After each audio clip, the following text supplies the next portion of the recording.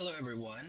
Today we're going to be having another coffee session. So, ready your coffee while we talk about gender, classroom, media, and violence. How each one, how you should take notice of gender inside a classroom, how media affects gender, and how violence reacts to gender.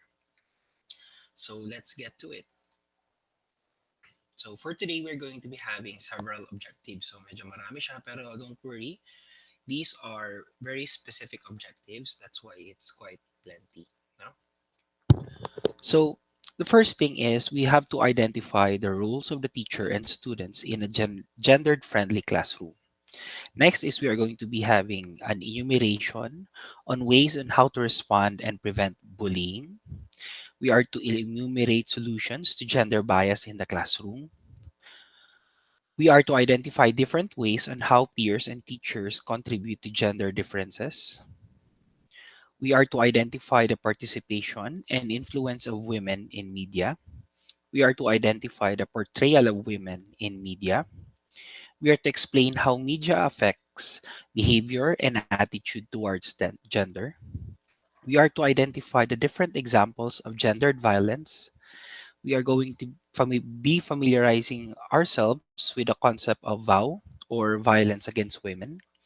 And lastly, we are going to be identifying factors and behavior leading to gender violence. Okay, so let's get to it. Okay. First is let's have what are the roles of the teacher. So you're going to be teachers in the future, so you have to know what are your roles inside the classroom so that you'll avoid gender stereotyping. Okay? First is, sir, bakit po roles baga sir ang hinahanap natin? Why did you give us the effects of gender stereotyping? It's because I'll give you what to avoid and the rest is good. Okay? That's much easier than dictating to you what you should do. Instead, I'll be showing you what are the things to avoid so that you'll know your role. No? Kasi once I give you your specific role, andun ka lang. Okay? Andun ka lang. Nakulong ka lang doon. But what I'm doing here is I'm showing you what to avoid and the rest is up to you. Okay? First is model gender stereotypic behavior. Second is differential expectations.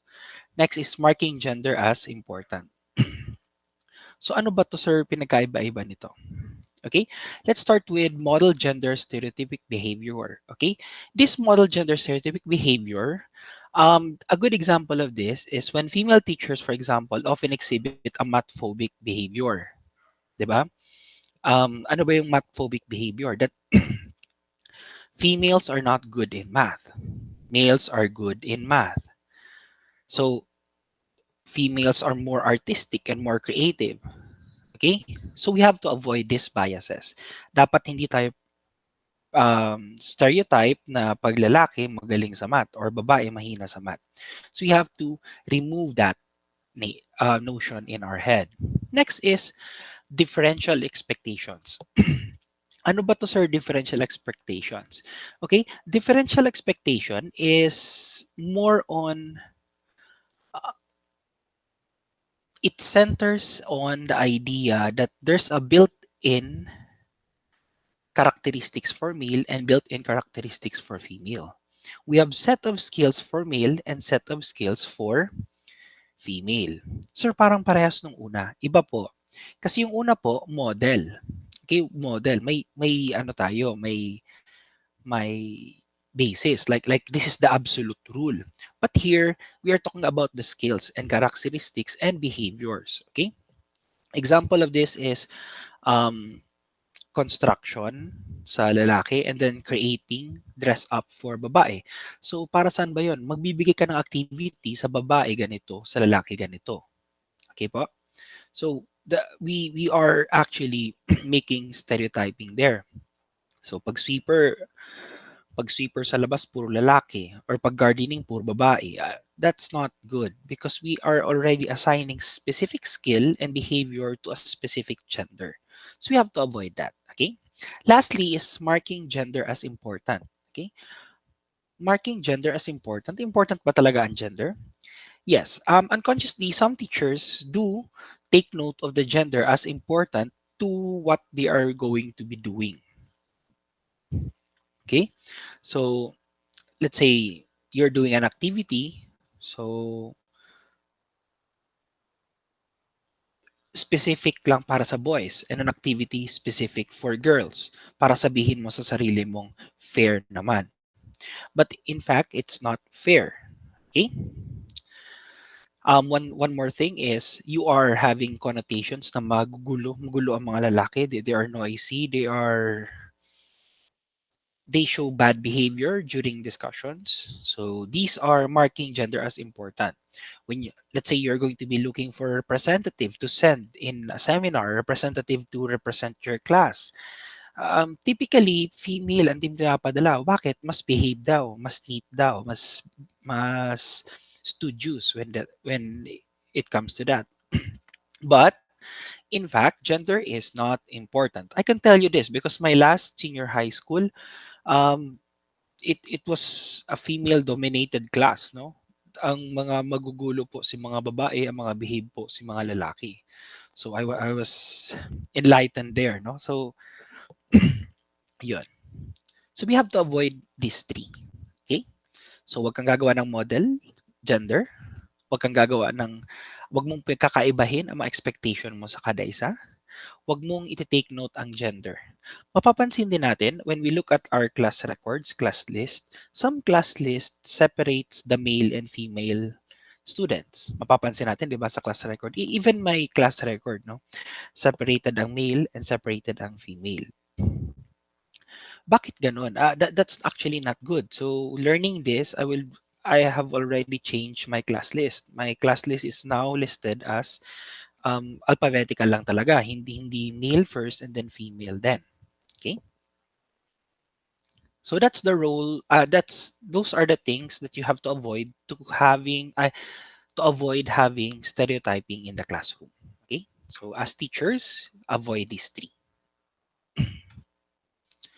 Next is what are the roles of the peers or the students or the friends of the student?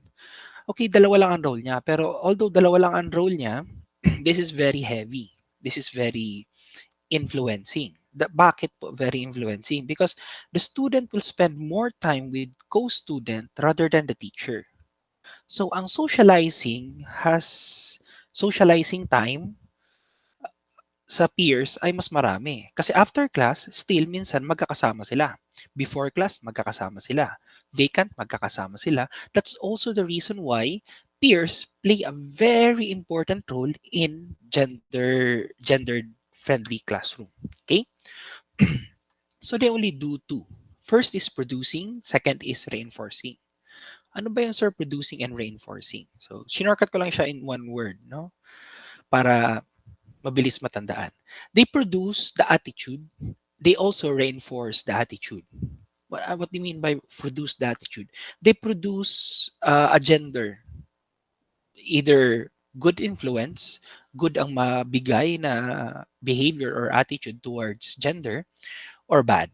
And after that, they reinforce it. Kaya mas tumatatak ang pagiging gendered friendly ng classroom kung every student has the same concept of gender friendly, a gender equal society. Okay po? So we have to take note of this. So it's the classmates that produce and it's the classmates that reinforce. Okay? So, yan. How do we prevent bullying? Sir, baka tayo nag-segue bigla sa bullying? Because if stereotyping is present in your class, expected po na may bullying na mangyayari. Lagi na pong bullying mangyayari dyan. Okay? Next is, what is bullying first? So before we go to the steps, what is bullying? How do we consider it bullying? Okay, when students do not conform to gender stereotypes, okay, they often become a target of and harassment from their classmates. Okay, as a teacher, it can be hard to handle these situations. Fortunately, there are ways to prevent bullying. Okay, so these are the ways to prevent bullying. First is wait, just to clarify, this is bullying in terms of gender. Okay? Not necessarily necessarily the whole concept of bullying, but just to gender. Yun lang ang subject natin eh. First is challenge gender stereotypes. Okay, we have to challenge these stereotypes. Okay, you'll notice some students are stereotypes. So what are you going to be doing? If you teach your students that gender stereotypes are not true or fair, it will be much harder for bullies to use them to justify their actions. Okay? Turuan mo na agad. Okay? I-challenge mo na yung stereotyping. In class, before, mostly kasi nangyayari ito sa ano eh, sa senior high, sa high school. Sa college, hindi na ganun kadalas because medyo behave na ang mga student. But in senior high school and in high school, nandun yung kakulitan ng bata. So, dun pa lang, let's teach them to avoid stereotyping in terms of gender. Okay? Sometimes may kinakargang mabigat yung estudyante kong babae nagigib ng tubig. So I tell the classmates yung lalaki to help her. Not because she is weak, but I do that so that I'll teach them to help each other. So iba yon. Hindi ko siya tinignan as weak, but to be a gentleman. Okay? Be a gentleman. So yun. Those are ethics and behaviors. So turuan mo na sila kung anong mga mali, ano ang tama. Also, usually kasi, in my high school, so I was in Ateneo, nabubuli talaga dun yung bakla or sometimes the girls kasi kakaunti sila. In our class, we only have 4 girls and there are 36 boys. So medyo talaga outnumbered sila. So expect bullying. So what does our teacher do? Um, First, the art teacher actually explains to us that there's nothing wrong with being gay or being part of the third sex. There's nothing wrong about being a female in a old male dominated school. Okay?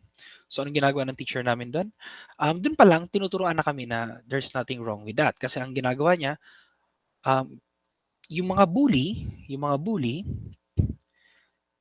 sinasabihan niya na okay, sige, you think you're better than her?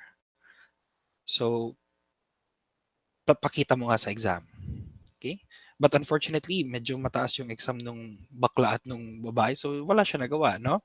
So, you cannot judge a person by the mere gender. Okay? Next is set classroom rules at the beginning of the semester. So, this is for college. For high school or elementary, you set the classroom rules at the beginning of the year. Okay? Simula pa lang, state mo na. This is what I do. If you notice, not this semester, but before when we are having face-to-face, I already set the rule for respect in the classroom. Okay? I have so much tolerance, di ba? Okay lang yung maingay sa klase. I am not very much bothered by academic noise. Di ba? We even share a laugh. But I want respect inside the classroom. So not just respect towards me, but towards classmates. Na pag may nagre-recite, we respect them. Pag may namali, we respect them. That's our general rule, di ba, in a class. So this is a good example. So you have to set classroom rules at the beginning of the semester. Okay? Let your students draft with your help a set of rules and norms they are to follow for the rest of the semester. If bullying occurs, you can go back to these rules and discuss how they have been broken and what should be the consequences. Okay? Nung magulo yung senior high ko, they did not do their assignments properly. So I asked them to write what are the what do you think is the appropriate punishment for students who are not doing homework. So they made a couple of lists. Merong medyo harsh, no? But they are the ones who made the punishment. So it's not from me, but it's from them. So in that sense, it's sabi natin self-inflicted or self-correcting, no? Self-assessment. Sila nagparusa sa sarili nila. So that they'll remember what they did was wrong. So you can have that in your classroom. So you have to set classroom rules. Next is discuss cases from other schools. So this is what I do, no? Not just for other schools, but also you can have it in your other class. You give them an example of what will happen if you continue doing this. Okay? Before anything happens in your class, you can discuss with your students an event that occurred in another school. This will let them discuss it with some detachment, unpack some consequences of bullying, and hopefully prevent similar cases. Okay? So, um, oh, sorry. Last is make it a learning opportunity. Okay? Remember, when you scold a student, titigil lang yung behavior, but you have to make it a learning opportunity. Correcting it and reinforcing that correction. That's the two-step way to in making a bad moment a learning opportunity. Okay? You correct it and reinforce that correction. Okay? If bullying does happen, use it as an opportunity to start a conversation on how we behave with each other and why this sort of violence is never okay. I even made a joke in class. I'm not sure if that's your class. Sabi ko, wala man lang ba magsusuntukan this semester? Because I really would like to make it a learning opportunity, di ba? So without the conflict, you cannot have the learning opportunity. That was a joke. Hindi ko pinopromote ang suntukan. But yes, that's my point there. No? Huwag pong pagtatawanan ang mali. Okay? Huwag ipapahiya ang estudyante. Instead, correct it and reinforce the correction. Making it a learning opportunity. Two birds with one stone, di ba? Kinorek mo na, naturuan mo pa. Hindi lang siya, but yung buong klase. Okay? Make sure when you are correcting it, you set aside your your personal opinion towards that and instead correct that logically. Okay? Wag pong porket galit ka, dinamay mo, pinahiya mo, pinagalitan mo, sinigawan mo doon. Okay? You correct an attitude. Okay? So why is it harmful? I am going to give you three examples. Sorry, three examples. So, yung three examples pong yan, these are just basic examples. You can have more than this. Hindi po tayo limited sa tatlo lang. But I somehow was able to get 95% of it in these three alone. Okay? First is stereotype threat. Okay? Stereotype threat is a well-documented phenomenon. It states that when you hear that you are not supposed to be good at something, you underperform, often unconsciously. For instance, studies have shown that girls are just as capable as boys when it comes to math. Okay, when we eliminate the gender stereotype that girls can't do math, we prevent half the class from underperforming. Okay, ganito maraming ganito, no? When I talk to students, kasi pagtingin pa lang nilang math, wala na silang gana. So, nawala na yung learning opportunity doon. Uh, I hope you're following. Hindi naman nakapag-try. Malay mo kung makukuha naman. Kaso, magsisimula pa lang may negative connotation na. Pero saan galing yung negative connotation? It may be influenced by peers or by the teacher. So as teachers, you make sure that your students will not underperform under any activity. Sir, may control ba kami nun when we are teachers? Yes po.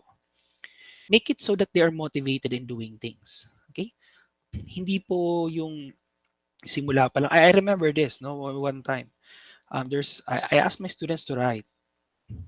Then may mga post sa Facebook, I am not a writer. Mga ganon. So, I commented, then you will not pass. Okay? It sabi ko sa kanya, negative na kasi, no, mahina agad siya sa simula daw, marami na siyang mali. So what? It's a learning opportunity. So you have to motivate them to do it. So there are two types of motivation. You either motivate them by means of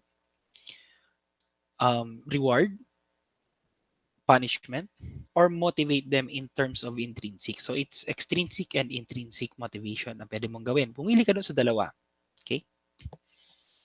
So pero ang pinaka-effective is food. No? They are highly motivated with food. Next is gender bias. Medyo mahabang usapan natin sa gender bias. So let's tackle that after peer pressure and bullying.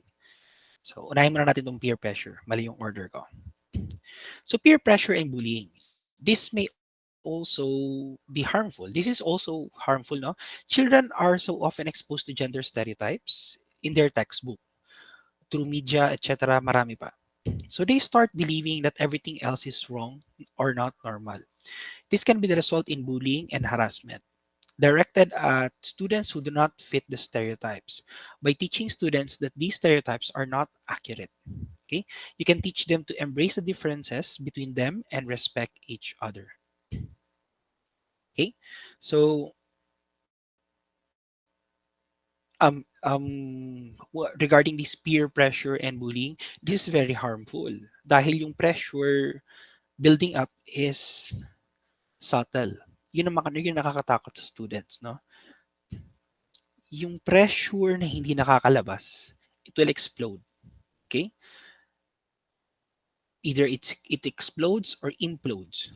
So pwedeng masiraan ng ulo, magwala yung bata or masiraan ng loob yung bata. Okay? So these are very harmful sa stereotyping lang. Okay? Marami pa nito po. Marami pa nito. So as teachers, we have to pinpoint when students are feeling peer pressure. Okay? So lastly is gender bias. Okay? Gender bias is our gender stereotypes drive gender biases in teachers. Subconscious gender bias in teachers has repercussions by disadvantaging some students. Okay? May disadvantage agad yung tingin mo sa students dahil sa gender bias. Okay? So, paano ba matatanggal to? Tanggalin mo lang yung gender stereotype. Okay? Just look at them as equal students. Okay? So, bakit sinabi ko mahaba yung gender bias? Okay? Um, when we come, let's try to define gender bias a bit more comprehensively. Okay? Gender bias occurs when we make assumptions regarding behaviors, abilities, preferences of student based upon their gender. Common expectations. Ano ba mga common expectations? Boys naturally exhibit boisterous, unruly behavior, are academically able, rational, and socially uncommunicative. So, di ba ganun lagi ang expectation natin? Girls are quiet, polite, and studious, possess better social skills than boys, and excel at reading and the language arts. So, ganun pa lang na connotation na sa isip natin, it creates already gender bias. Okay? Specifically yung mga teacher, o kababae mo pa naman, ang ingay mo. So, that's already gender bias. So, bawal ba maging maingay ang babae? Okay? So, why is it harmful? Why is gender bias very harmful to students? Okay? Because of these biases, we accept more easily certain behaviors from certain students rather than others. Okay? What do I mean by that? Um, maingay yung mga lalaki, magugulo. Okay. Boys be boys. Kasi lalaki sila, ganyan talaga yan. So that is harmful. Bakit? You are not correcting the mistake. Instead, you are ignoring it. Mapapabayaan mo lang yon. Okay? So the assumptions that we do here may have a bigger effect on the development of the students. So make sure our assumptions are always gender sensitive. Okay? Dapat ba sir lahat ng mistakes i-correct? Timing po 'yan.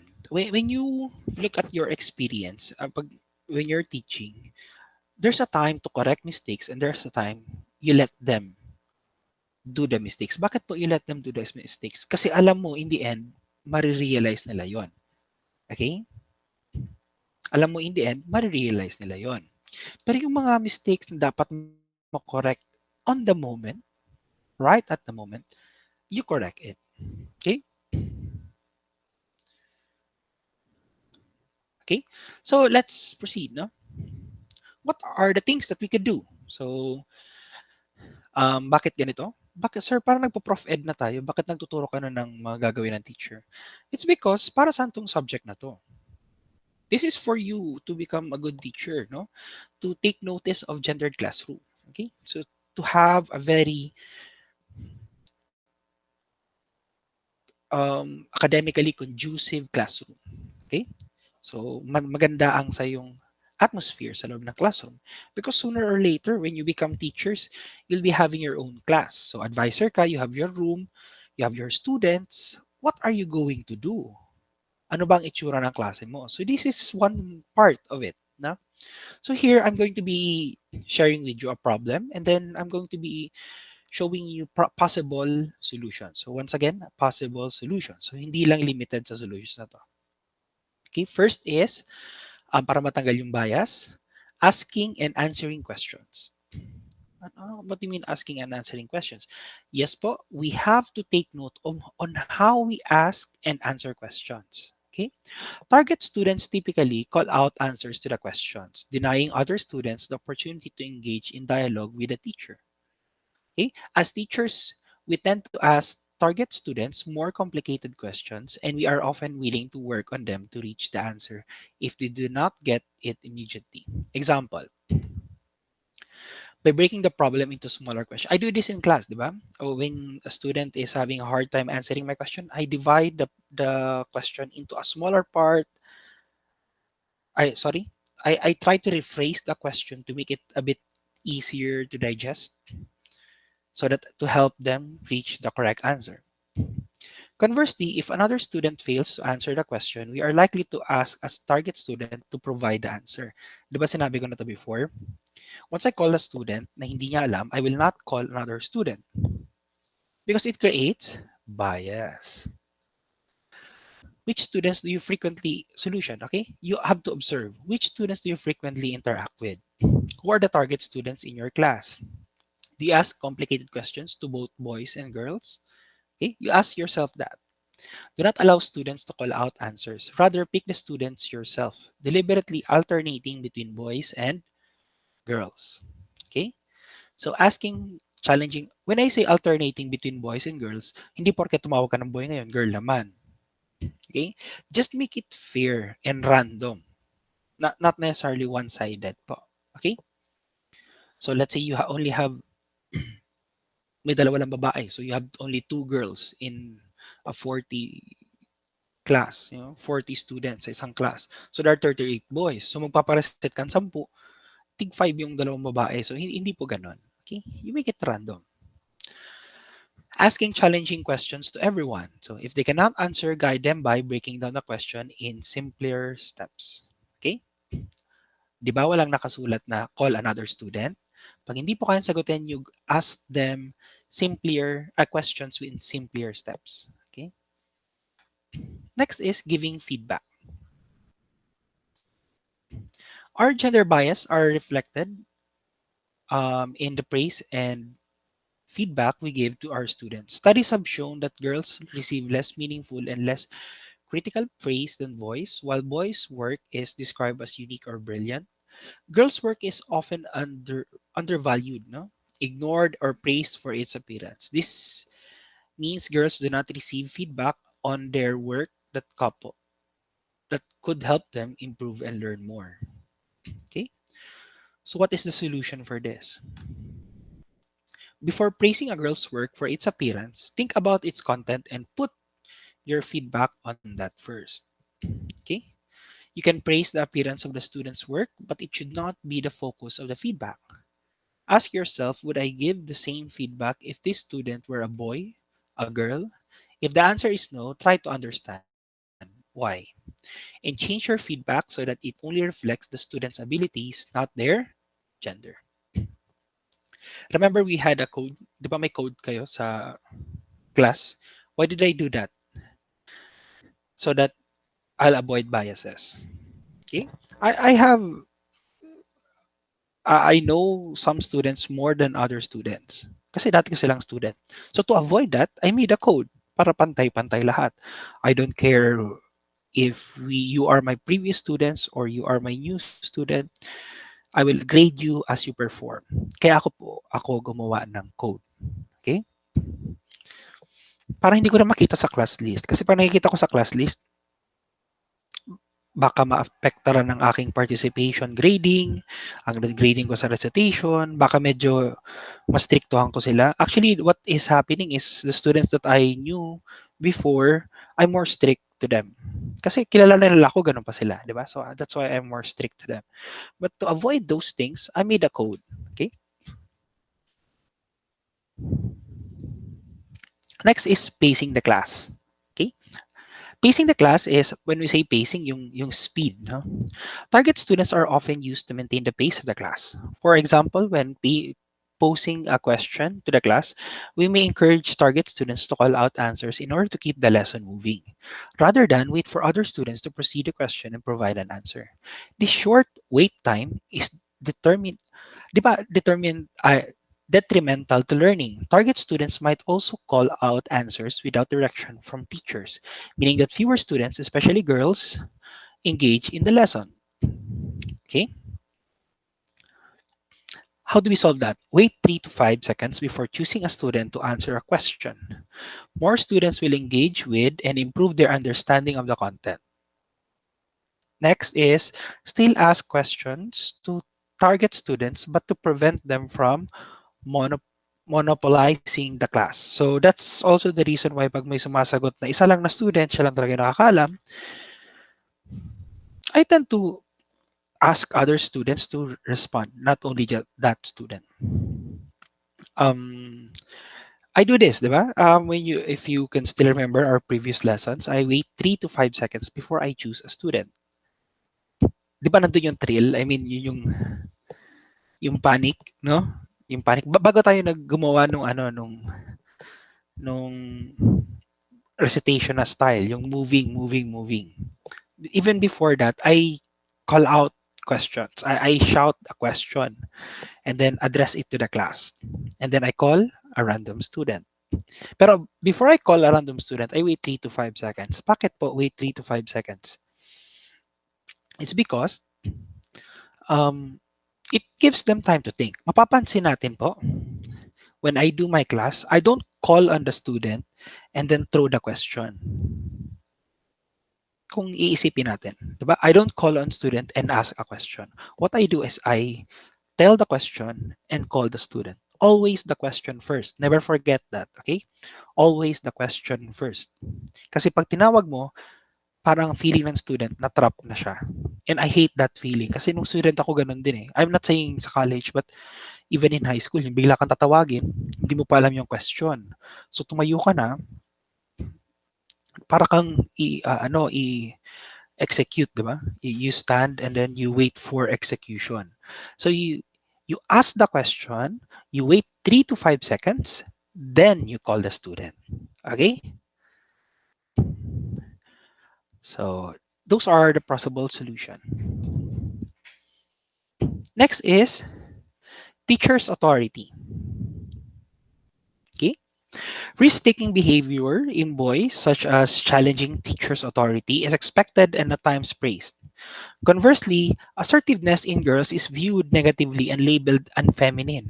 Similarly, boys who do not exhibit stereotypical masculine behaviors may be ridiculed. Okay? How do we solve that? We establish a proper consequence for each bad action at the beginning of the year. So, di ba napag-usapan na natin nung una na you have to make a set of rules. Not you, but the class, including you, will make set of rules and consequences for this bad behavior. Okay? Deciding as you go makes more room for bias to dictate the punishment. So para walang bias, may rules na kayo, may napag-usapan na kayo nung simula pa lang, so hindi bias. Okay? Do not justify unruly behaviors from boys by appealing to their nature. Okay? Mariribok kaya arrogant to. Ay mga mariribok, ay mga lalaki kaya mariribok. So that's not a very good way to treat the problem. Okay? I I noticed this kasi I had students from the technology, yung senior high, magugulo talaga sila na magugulo. One teacher, I forgot who's the teacher is, puro kay lalaki. So, hindi ganun yun. Hindi ganun. Because my other senior high school class, may mga lalaki man, may babae, pero they are all behave. It's not the gender that dictates a bad behavior. Okay? So, do not be overly harsh if a girl breaks rule. Rather, react as you would for a boy. So, same punishment po para sa boy and girl. Di ba pag late sa klase, no? You stay outside. You stay outside regardless if you're a boy or a girl. So late is late. So kahit pati I can still remember si Maulia, no, maganda yung exam niya pero napaupo siya sa labas kasi late. There should be no bias, okay? A rule is a rule. Next is keeping order in class. Girls are often used as civilizing influence on male students. Disruptive boys are reassigned to sit near or with girls. Okay. However, this impacts girls' learning and students' attitude towards the classroom environment. When we use this practice, it reinforces the stereotype that boys are undisciplined, whereas girls are cooperative and orderly. It also implies that boys need looking after and that it is the girls' maternal role to do so. So pinapabantay mo, diyan ka nga sa mga babae para wag kang maingay, 'di ba? So, what are the solutions for this? Okay? We have to make clear that boys, like all students, are expected to exhibit self-control and regulation. Do not do not justify do not justify misbehavior with boys will be boys, rather place the responsibility on them to behave better. Okay? Wag mo na puro laki kaya, babae kaya. So, we don't do that. When proposing positive example, use both boys and girls as role models. Okay? So, dapat patas po. Okay? Not boys will be boys. Now, I'm doing the opposite. When you notice, di ba? Before yung mga lalaki ang pag may crush yung lalaki sa klase, you push them towards their crush na babae. But na binaliktad ko na siya. So, I push the students who have a crush on male students, and then I told them to propose their feelings for them. Kasi hindi naman boys lang ang pwede mag-share ng feelings. Okay? Katulad nung, let's say, si Murphy, no? Sa mga crush niya. So I always exhibit na gusto niyang, alam naman ng lahat, hindi niya lang sinasabi. So kailangan niya lang sabihin. So I give them the push. So hindi lang po sa boys, even sa girls. So kung EPM lang ako kung may crush kayo sa klase kasi next, pag face-to-face natin, magkatabi kayo. Okay? Next is looking at textbooks and stereotypes. Okay? So bakit po ganun? As teachers, we are to choose proper books. Okay? In textbooks, girls are often depicted in passive roles and boys as active participants. Textbooks are also likely to reinforce gender roles. Women are seen cooking and caring for children, while men are depicted working or driving. So, as teachers, we have to show our students that both girls and boys can do great things by highlighting girls and women's achievements. So, if you can still remember the first parts of our module, we have a literary piece, an essay regarding this, di ba? May pinasolve, ay pina-answeran ako sa inyong ganito. Okay. Draw students' attention to these stereotypes and ask whether they are always true and if their experience are different. Okay. Ask a student to redraw or rewrite problematic images and passages to eliminate the stereotypes in them. So these are the things that you could do to fix the textbook. Let's say sabi nating DepEd, no, may specific book. So you ask your students, letter C, this one, you ask your students to redraw or rewrite the problematic image. Anong bang problema dun sa image na yon? Okay?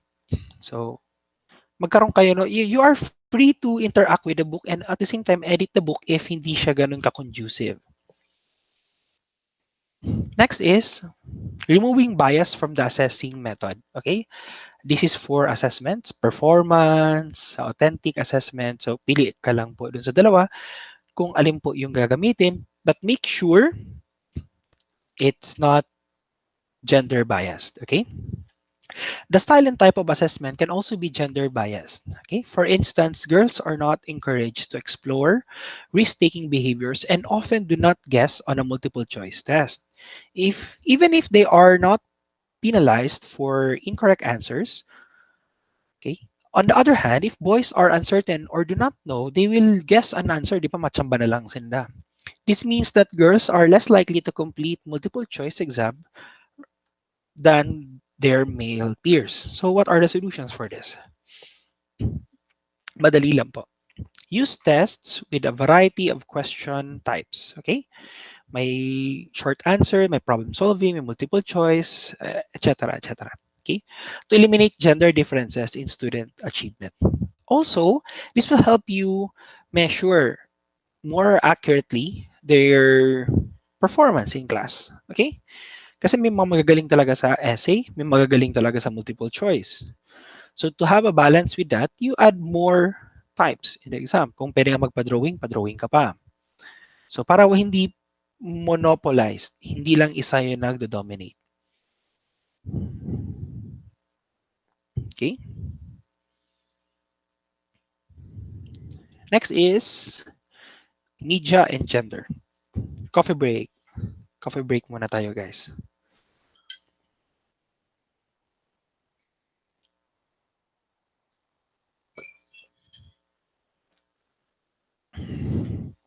Okay, media and gender.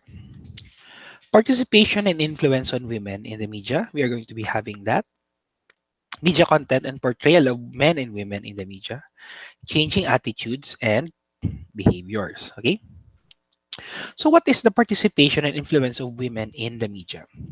Okay. Studies have found that although the number of women working in the media has been increasingly growing globally, okay, the top positions, okay, we have the producers, the executives, the chief editors, and publishers. Most of them are always male. Okay, so still male dominated. So that's the problem with these things in media.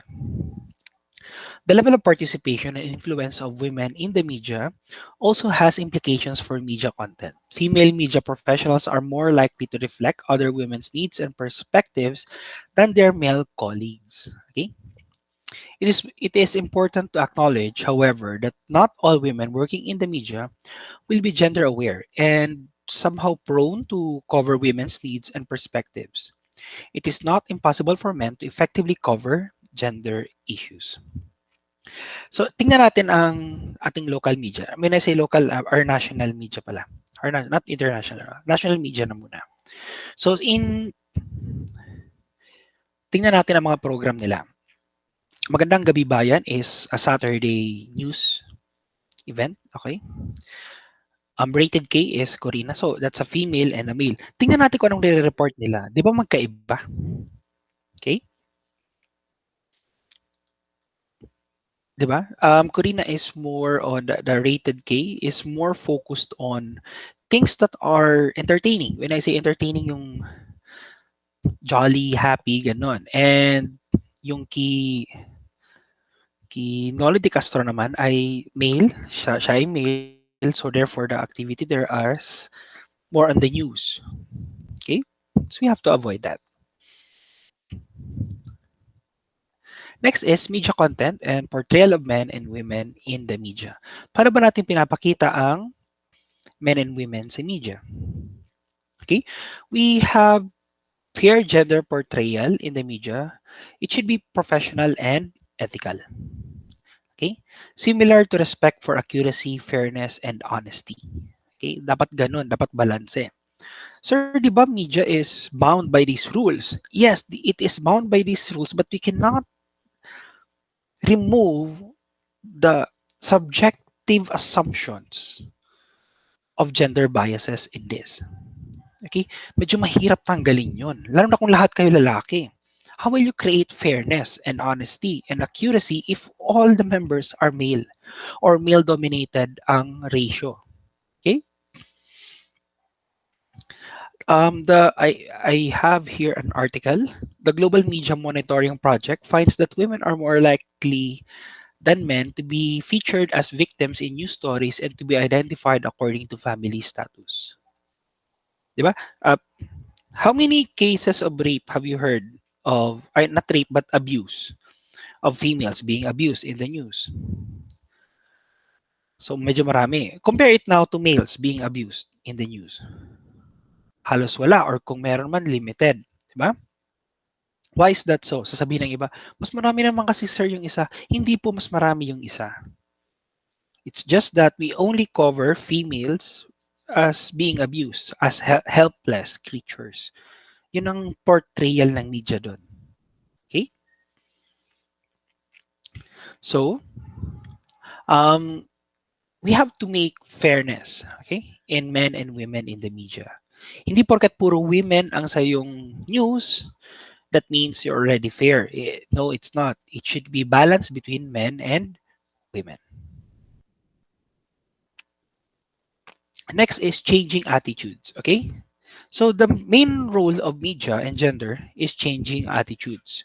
Bakit po changing attitudes? Actually, media is a very strong mode by which one is influenced. Bakit po ganun? Because in media, hindi po tayo nakakasagot. It's a one-way transmission of information, di ba? They send it, you absorb it. I hope you're following, no? It's a one-way transmission. That's why it's a best way to influence attitude and behavior. Hindi ka makaka-react. Nakaka-react ka, sarili mo lang. Pero still, that ends there. They bombard your head with this media information without responses, without feedback. Then, na-absorb mo yung information unconsciously. Okay? So, nasira yung, di ba, in our communication, we have the sender, the message, and then the receiver, and then the feedback. Okay? Wala na yung feedback. Okay? They are the sender. They send their message to us, and hanggang absorb na lang tayo. Okay? So that's why media has a very strong influence towards gender development. Okay? Let's now proceed to gender violence. Okay? Gender violence or gender-based violence is a human rights violation, obviously. It is an unrelenting assault on human dignity, depriving people of their human rights. Freedom from violence is a fundamental human right, and gender based violence undermines a person's sense of self worth and self esteem. It affects not only physical health but also mental health and may lead to self harm, isolation, depression, and suicidal attempts. Okay? This is gender violence. So, pwedeng hindi po siya baka isip natin violence may physical, no? It's not just physical po. Okay? So it could be mental health. You can actually kill a person by just bullying. Di ba? We have a lot of cases of that. May nagbe-breakdown, may self-harm, isolation, depression, suicidal attempts. So we have to avoid this. Okay? So gender violence. So what are the effects of gender violence? Gender-based violence threatens a person's physical and psychological integrity. Okay? Hinihina ang pagkatao niya.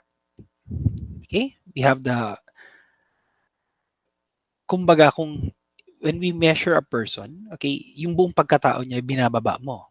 So either you're doing a physical attack or a psychological attack on that person. So pangit yun. Next is gender-based violence is discrimination. Okay, it's one good example of discriminating a boy to a girl. Mapansin natin, di ba? Pag may mga ads, no? Cashier, looking for cashier or yan, cashier, female, 23 to 25, truck driver, male, at least with experience. Di ba mapapansin natin ganun? These are examples of discrimination. May discrimination agad yung ad nila. Hindi ba pwede mag-cashier ang lalaki? Hindi rin ba pwede mag-drive ang babae? Okay? Next is gender-based violence is an obstacle to gender equality. Obviously, if this gender-based violence is present in your class or in your community, there is no gender equality. Next is gender-based violence is underreported and there is often impunity for perpetrators. When we say underreported and often impunity for perpetrators, not all cases of gender-based violence is being reported. Kasi takot na, no? Because of this violence. Nasayang na sila eh, no? So we have rape cases na ilang taon na ulit-ulit, merong yan, physical abuse, ulit-ulit, hindi nakakapagsumbong kasi nasanay na sila sa gender-based violence. What are the causes of gender? Saan ba ito nagsisimula? Harmful gender norms. Okay? Gender stereotypes are often used to justify violence against women. Okay? Ano ba yung mga justification? Sabi daw, ang babae daw kasi nagger, maingay, daldalera, mareklamo, and those things, no? So these are harmful, no? Um, this leads to gender violence. Okay, these norms can foster a culture of abuse outright, such as early and forced marriage or female genital mutilation, the latter spurred by outdated and harmful notions of female sexuality and virginity. So these things are the effects, are the causes. No, these norms can also cause violence when they are challenged. Okay. Next is hunger. Talaga sir, hunger will cause a gender-based violence. Hindi kumain. No. Just as empowering women can help eliminate hunger, food scarcity also leads to increase in gender-based violence. In Malawi, hindi po Marawi, but Malawi, there are there's a survey that revealed 61% of women and girls said that they had experienced sexual violence. 64% had experienced physical violence. An ongoing food crisis only worsens the situation. Bakit ganon? Because in their area, women are forced to marry, no? Forced marriage. Yung, kasi meron 'di ba, yung may practice silang tawag doon yung sell sex for survival.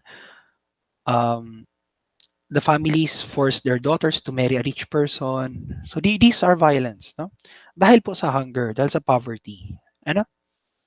So wag nating isipin sa Pilipinas lang, ano? This is an international problem. Next is war and conflict. Forced marriage isn't just the result of hunger. Conflict zones have also created more child brides. Okay? According to Girls Not Brides, child marriage has increased since the start of the crisis, as parents hope that through marriage, their daughters will be cared for. Okay? When we look at Syria, pansin natin, di ba may war doon? Um, they are desperate in letting their daughters marry somebody influential para ma-save yung family. They use these women, their daughters, as materials for bargaining, as a key to freedom. So, dumadami ang sexual abuse, rape cases, okay? Um, underage marriages, okay? So, let's proceed. Okay? Vow, violence against women. We cannot talk about gender equality without talking about vow. Vow is deemed to be closely linked with the unequal power relation between women and men, otherwise known as gender-based violence. Yung pinag-usapan natin kanina. Societal norms and traditions dictate people to think that men are the leaders, pursuers, and providers and take on the dominant roles in the society while women are nurturers, men's companions, and supporters take on the subordinate roles in the society.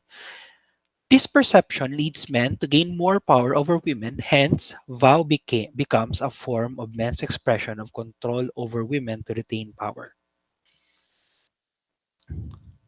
So, to prevent this, RA 9262. Okay, I want you to remember this.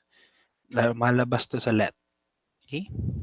According to Republic Act 9262 or the Anti-Violence Against Women and Their Children Act of 2004, vow is an act of a series of acts committed by any person against a woman who is his wife, remember this ha, wife, former wife, or against a woman with whom the person has or had sexual or dating relations, so kahit boyfriend, girlfriend kayo, or with whom he has a common child, or against her child, whether legitimate or illegitimate, with or without the family abode, which result in or is likely to result in physical, sexual, psychological harm or suffering, or economic abuse, including threats of such acts, battery, assaults, coercion, harassment, or arbitrary deprivation of liberty.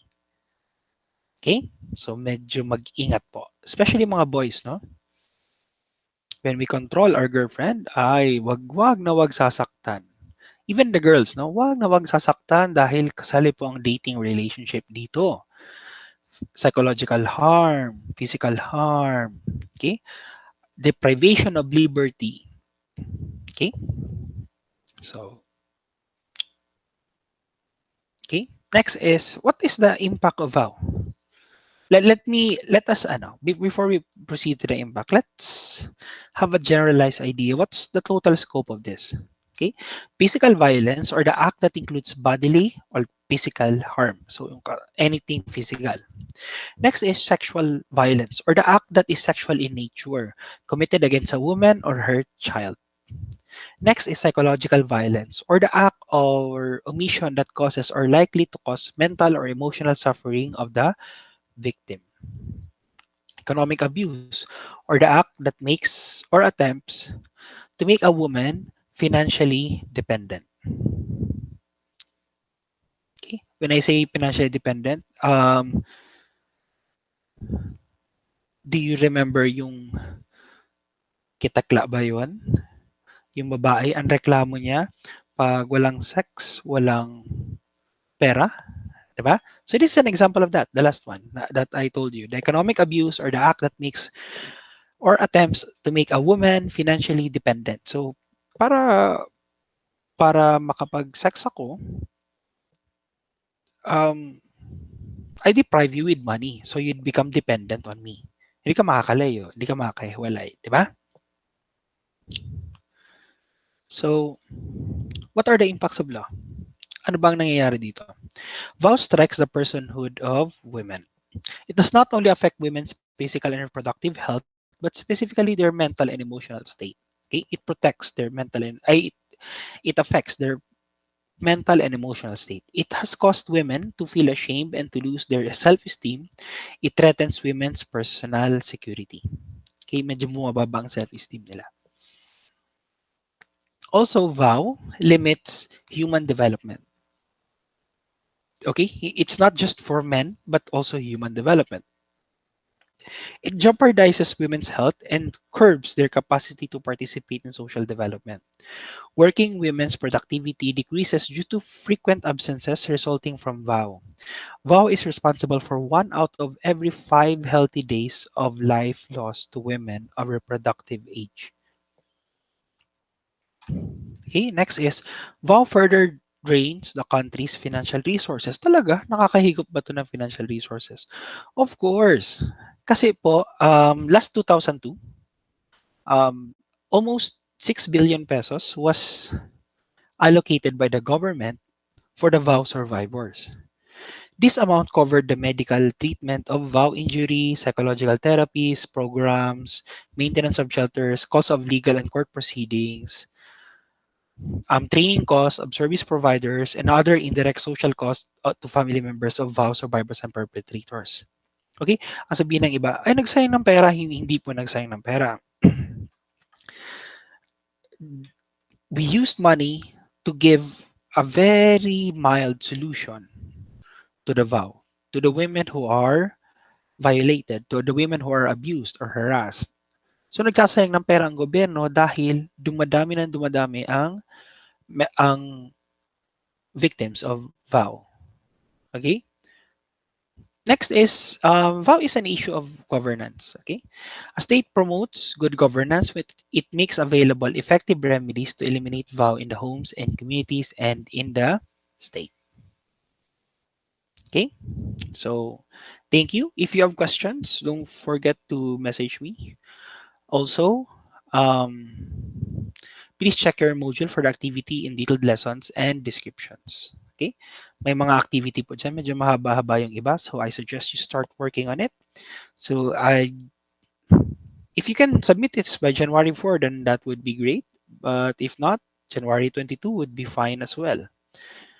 Okay? So, thank you for watching. Bye.